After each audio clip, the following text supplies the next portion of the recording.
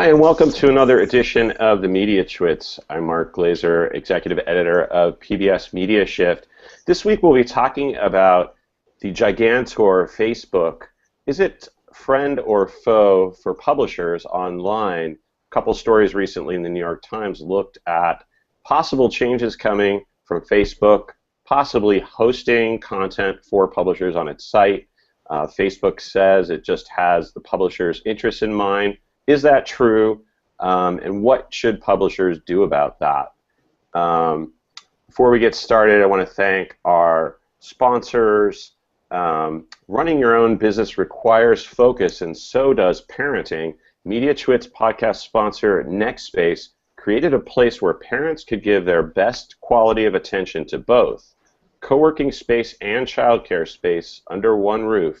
Learn more at nextspace.us/nextkids. And also, I want to remind you that coming up next week, November 6th, at the Washington Post, we're going to be holding our next Collab Space workshop, Collab Space DC. It's a collaborative workshop focused on open data and using improv comedy techniques to succeed.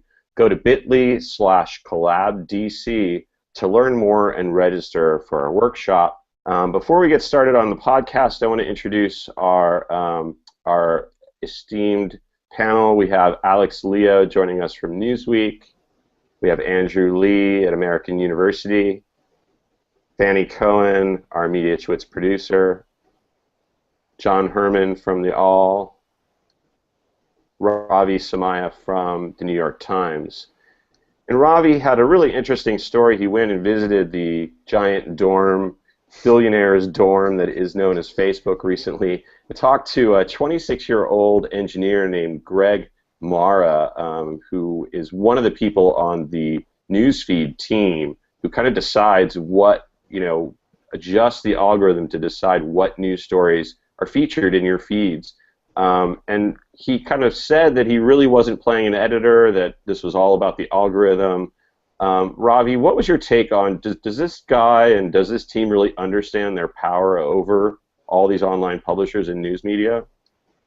It's not totally clear. I mean, it must have crossed their minds. When you have 1.3 billion people logging on monthly, it must occasionally strike you that you have some influence. I mean, when I asked him, he said he tries not to think about it, which, I suppose makes sense.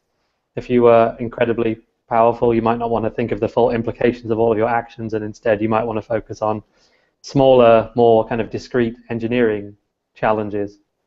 I think they're certainly aware that publishers are now slightly wary of them, and they themselves are wary of publishers being wary of them.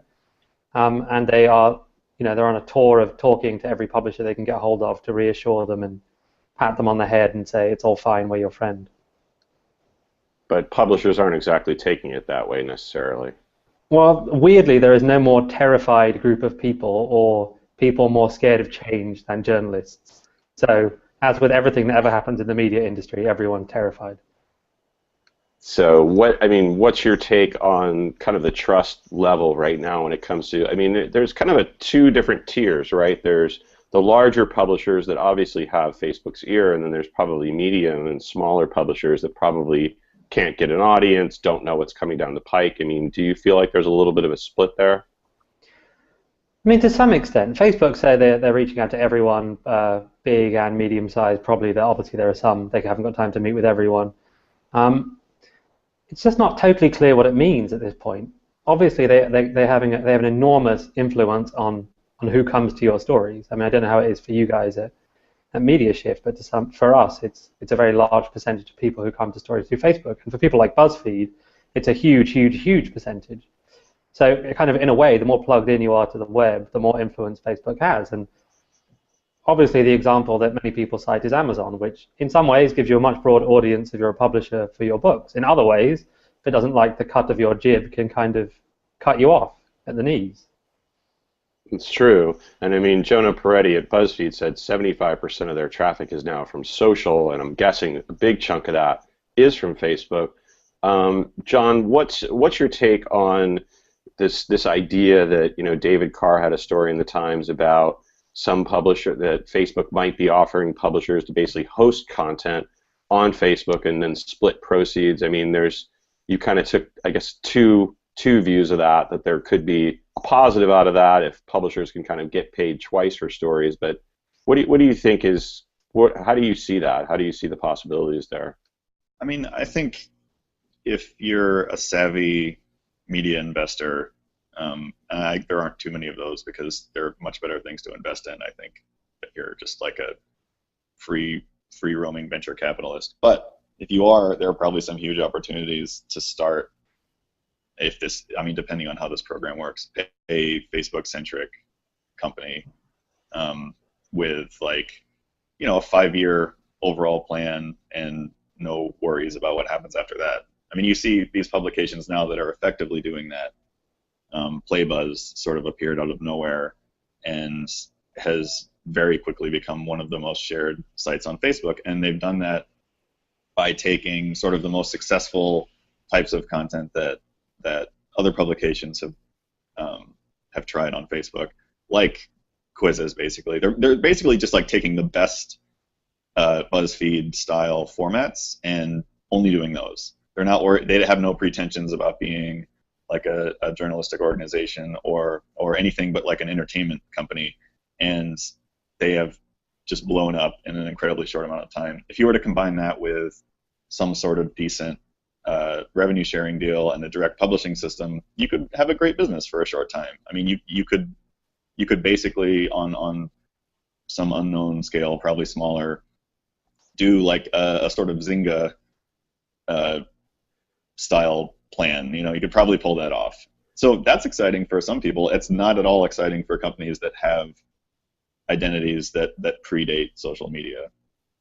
Right, but mentioning Zynga is that didn't really work out for them. I mean, this idea. Well, it sort of did. They went public. True. But I mean, we've gone through this before, where whole companies like Weblogs Inc., wanted to basically build themselves off of Google's search, doing really great SEO, seeing what everyone's searching for. So now it's about optimizing for social and optimizing for Facebook. I mean, that still seems like you're dependent upon these engineers who just might wake up in the morning and decide, no, we don't really like those kinds of stories now, we're going to change our algorithm. I mean, it's hard to build a business when it's based on something you don't know or understand. Well, I think it's more about the readers than the algorithm. Everyone talks about the algorithm, and certainly like Facebook's engineering decisions have consequences here, but the algorithm doesn't explicitly favor quizzes, I don't think. They just create like a ton of engagement. People spend a lot of time on them. Facebook can see that, and so they sort of float to the top. And if you're basically battling fatigue, you're battling other things that garner more attention from readers. If you're doing journalism, you're competing with people who are doing entertainment head to head, which is kind of tough. So I think a lot of people tend to think that, well, if only this algorithm would change one way or the other, we could fix this or make our lives much easier or get rid of this other thing that I don't like. And that's true, but it's like reader habits change so quickly, and these new formats just appear and dominate and then disappear. Like everyone was doing identity posts and like share if you're this or reasons, or things that only these people understand, and then that just got clobbered by quiz stuff because the engagement level is so much higher. And there will be another, like quizzes will be a phase. Some will stick around, they'll continue to do well, but someone might find something that just sort of performs better in the context of a news feed. And that's more of I think a worry for everybody, or an unknown for everybody than the algorithm could ever be. Yeah, Fanny's showing this thing about put congratulations in your Facebook post. Yeah. That's really, this is just about gaming a system, not about the quality, Facebook saying they want quality content. Alex, did you want to jump in? Yeah, I mean, I guess I would disagree that it's totally user-based and not algorithm-based. We saw when Facebook corrected for the people that were publishing specifically for them, Upworthy, Elite Daily, their traffic dropped dramatically, which I think was in Robbie's piece or in David's piece. And Google, when it corrected for people that were gaming its algorithm and SEO system, demand media took a huge hit, and all of those people that had been creating content from posts. So I think there's certainly, and Facebook's newsfeed algorithm has changed. It changes all the time. Like it's hard to.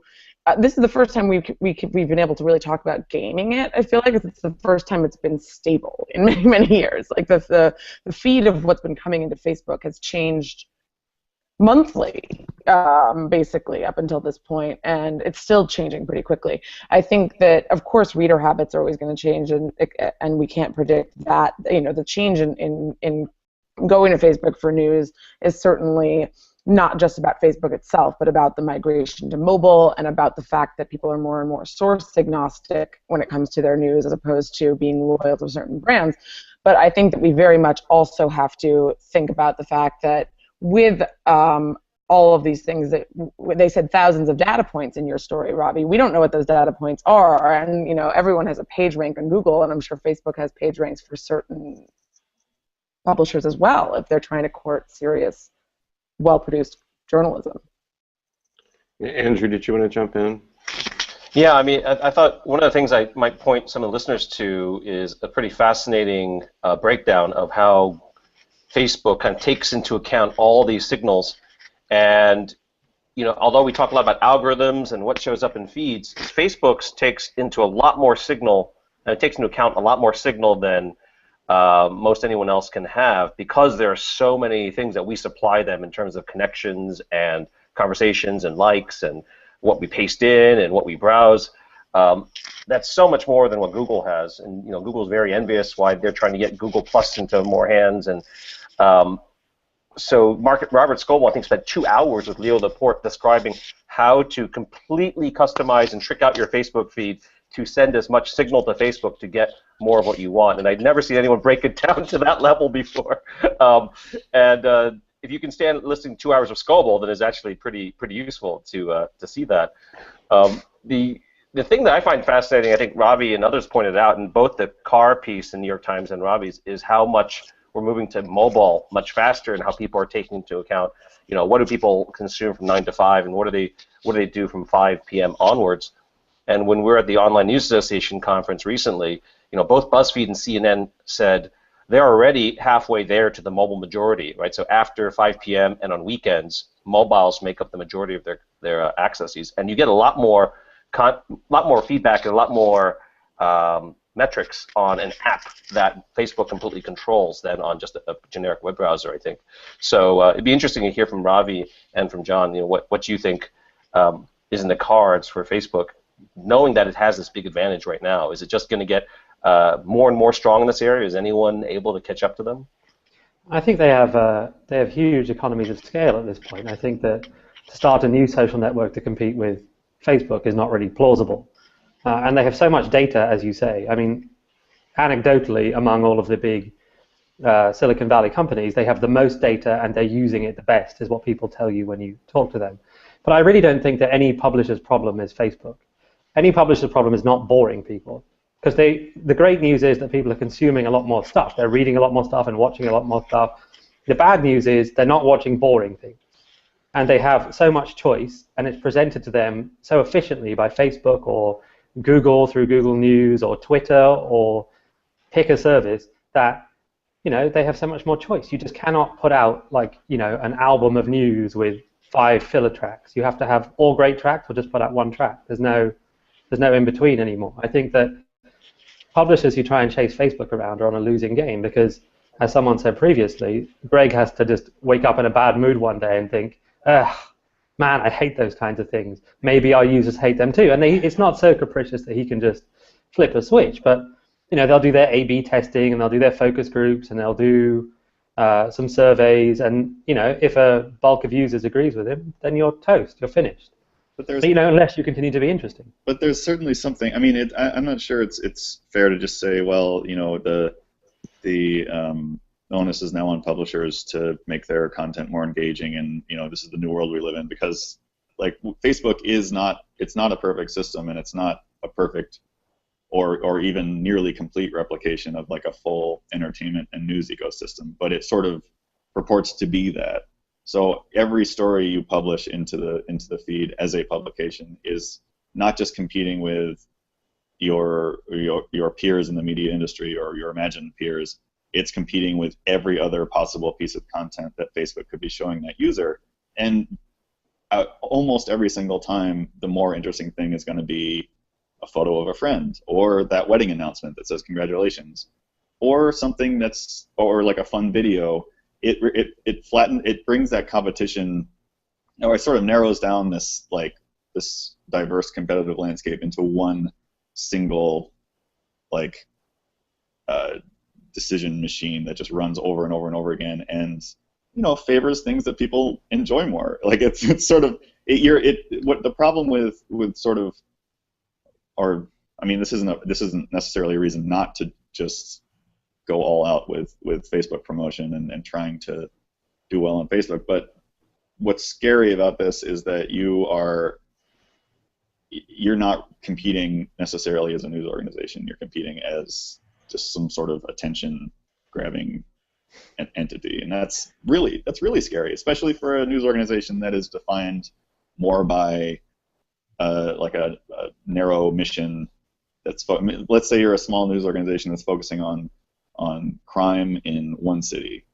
Your stories are going to be very interesting to a small group of people. It's going to be very hard for a single news feed to bring that to the surface, to understand that, and to sort of give you a chance. Even if it does give you the chance, you might not win. It's kind of, I don't know. I understand why people are reacting the way they are to this, and sort of throwing their hands up and saying, like, what the hell are we supposed to do? I think that that's an excellent point about the flattening of all information, that news isn't competing with news. It's also competing with baby pictures and kids dressed as like adorable robots, and that's going to win for me. But so there's I don't know if you've read the book Amusing Ourselves to Death. It's an amazing book from, I think, 20 years ago. But the point that the author makes in it is that it's not the 1984 George Orwell thing that Americans are going to get fooled by. Like, we as a culture always see the dictator coming. What we don't see is the Aldous Huxley fear that the real news and information can get lost amongst all of the entertainment and the amusing of ourselves, and that we as a culture may lose out on really, really important information for the future of our society amongst all of this noise. And I find myself as someone who works in news, who reads news all day long for a living, and I have that luxury to read news all day long for a living, cannot keep up with the trail of important stories. I just can't. So, I mean, I don't know what the answer is there, but that is a major problem for publishers, for sure. Well, the concept of quality here is something that people have been talking about a lot, and I think it's been misunderstood almost since the start, because Facebook published a few blog posts talking about their efforts to bring higher quality content to newsfeed, or to eliminate low quality content. And I spoke to some people at Facebook well after those were published. That was, I think, like mid or late 2013. It feels like it wasn't that long ago. And they were struck at the response to that, because the initial posts were basically written from the perspective of an engineer. And to an engineer working on newsfeed, high quality means people engage with it, they stick with it, spend a lot of time with it, and share it with friends. It is completely agnostic to, or nearly agnostic to, what journalists imagine to be quality, which is the sort of journalism-centric, almost egotistical view that truth-telling and storytelling and reporting are valued,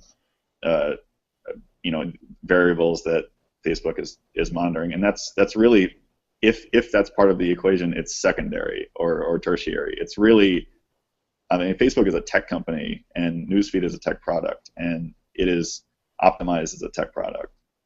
And so all this information they have, it's great. It's like a huge, it tells you a lot about who's reading your stuff and who's looking at your stuff, but it also informs their internal idea of what quality is, and it's really very, very different from what I think many people, particularly at legacy publications, want it to be. I think there's an underlying presumption that quality and entertainment are mutually exclusive in some sense, that you have to do some terribly dry piece of Albany reporting to be regarded as a serious news organization, and that anything else is frippery. Whereas I think a really great example is John Oliver. John Oliver's doing a great deal of reporting on his TV show, but he's presenting that reporting as comedy rather than as a news story. His reporting, or the reporting that people are doing behind him, is no less interesting or compelling, and people are no less informed as a result. It's just presented differently. And I think we can all sit here and say, well, you're competing with baby pictures and all that kind of stuff, and that's true, but to some extent we always were. It just is more formal now. You know, it's all in the same thing in Facebook. Before, people had a choice between, you know, talking to a friend about their new baby or picking up a newspaper. Now that same choice is reflected online. So, and I just think it's more acute. It just is more acute because of the format it comes in. We just have to be more interesting. If we're going to do Albany reporting, it removes any intentionality from what you're consuming. You're not saying like, well, now I'm gonna go catch up on what's going on in the world, and then at this next moment I'm gonna sort of zone out and whatever. It puts everything in this exact same window, which is not necessarily a bad thing or a good thing. It's just a new thing that very few people are really equipped to deal with. Who I don't think it removes it. I think it just makes it faster. You have to switch your attention more quickly from catching up with your family to catching up with the news. But I mean, the decision-making process is still there. You can click on it or not click on it. Yeah, but I mean, it's right there in front of you. It's not in the other room. It's not in some other channel. It's like there is no moment. There's no pause where you think I should be doing this, or maybe it would be good if I change speeds a little bit. It's all right there, and it's like when you're it's sort of like how I feel when I'm standing in line waiting for something. My hand goes straight to my pocket, pulls out my phone, and opens Twitter, and I feel like I have lost some control of myself. And I think newsfeed is a similar thing. You're on your computer or you're on your phone, and there's a break in your day, or you're not focusing on work or not doing something deliberately, and so you sort of fall into this half deliberate news feed, and you go through it, and like that's the level of engagement that most users have with Facebook on a regular basis, and that's kind of the ecosystem that news organizations are now like throwing themselves into, which is it's kind of it dents the ego. Definitely. But it's like existentially terrifying for like the New York Times. You gotta every Times story every Times story isn't necessarily vital, but also every Times story isn't necessarily equipped to deal with that reality. Doesn't mean they shouldn't exist. You don't want to say those stories should no longer exist because they don't have the capacity to entertain at the level of John Oliver. Yeah, but it's not really about entertaining. I mean, the journalism is going to remain the journalism. It's about how you... Not if no one's looking at it. Sure, but no, if I would argue that if the information we're digging up is really vital and interesting, and vital means interesting, roughly speaking. No, I mean, that's a really... The strict attention-based, audience-based definition of a news organization, I think it's obvious where that leads. You have to have some sort of institutional vision beyond what people want to see, because the purest expression of what people want to see is play buzz. It's not news. I don't know. I think that patronizes people terribly. No, it's not. It's just that's more fun. It's more fun to do fun things. It's more fun. It's more fun to have sex than to do taxes, and you do both of them. It doesn't have to be taxes. It can be sex. Also, can I just say that I think, what I think is fun is being patronized by Ravi. I'm down with that. If you start your podcast with that, I'm totally in. I mean, the quote I always start with when I talk to folks about social media and why it's changing our industry was the 2008 quote from Brian Stelter's piece, and I think everyone's heard of it, right? It's this new generation of folks where they think if the news is that important, it will find me.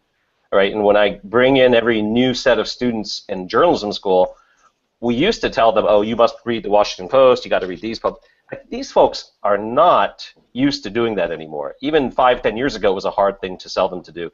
Today, it's even harder to go to the front page or the front of any news site and to start there is just so against the grain for them. They're getting it from all different places, but not the front page of a news publication. So, I mean, to build on what Alex said before about amusing ourselves to death, in that, if you read what Neil Postman wrote, one of his main critiques back then was television news, right? The juxtaposition of the purely frivolous next to really serious stuff wound up kind of contaminating the serious stuff, and that you couldn't really take it seriously and consume it in any critical way.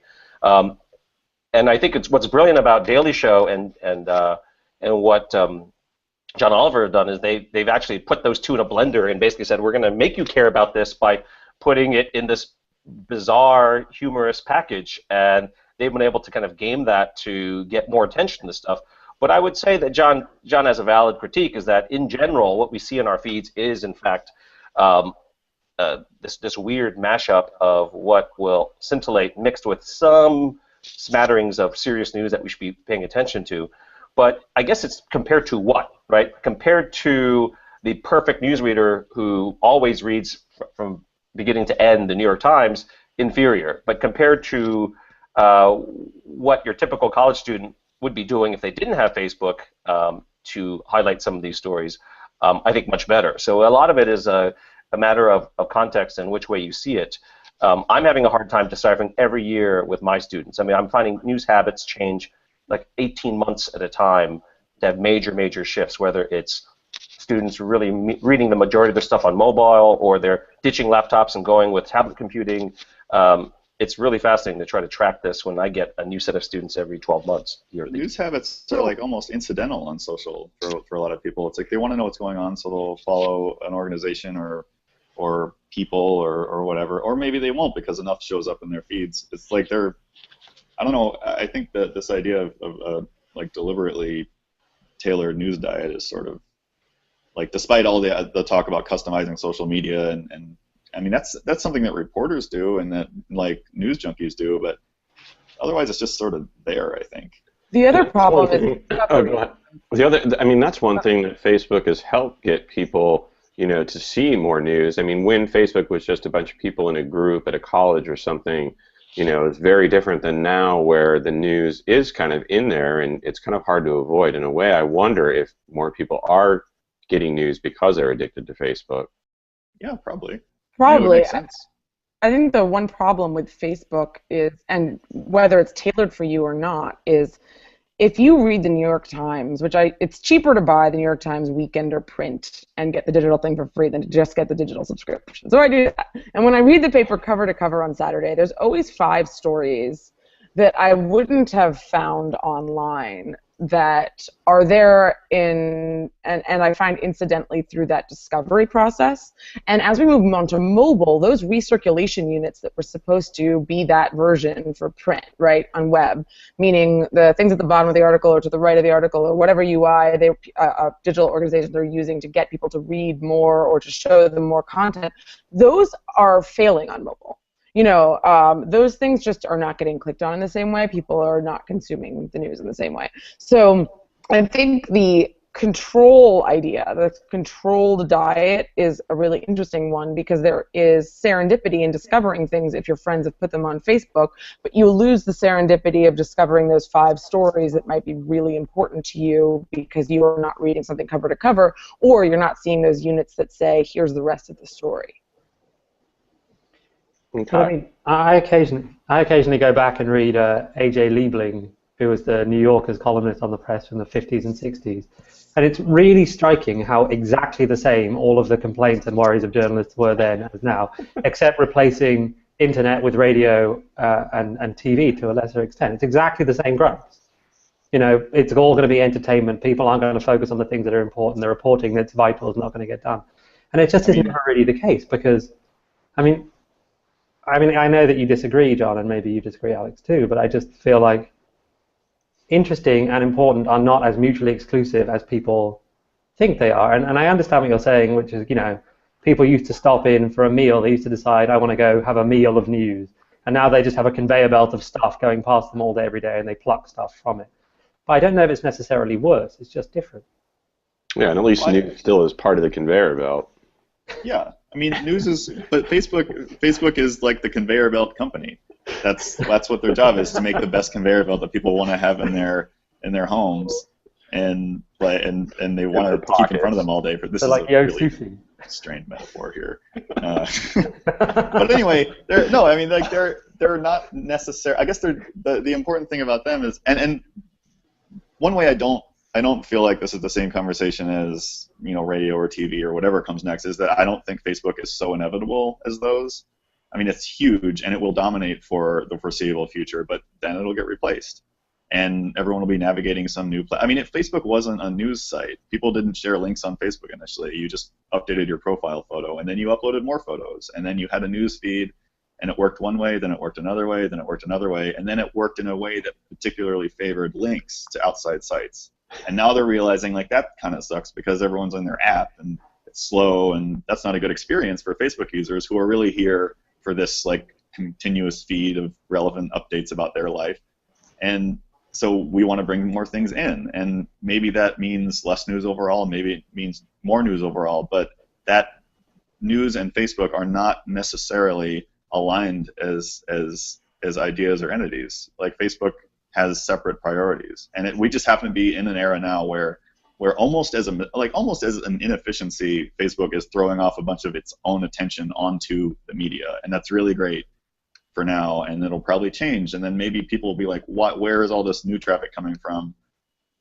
People are finding us in some app we've never heard of, and then 5 years later, you know, that's the only thing anyone's talking about, and everyone's worried that, like, you know, Snapchat is messing up news and distorting the New York Times priorities and all this stuff. And that's one silver lining here, is that things change so fast that I don't think anyone can really, any one company or any one distribution method can dominate in the way that something so rigid and infrastructure heavy as just radio or TV can do it.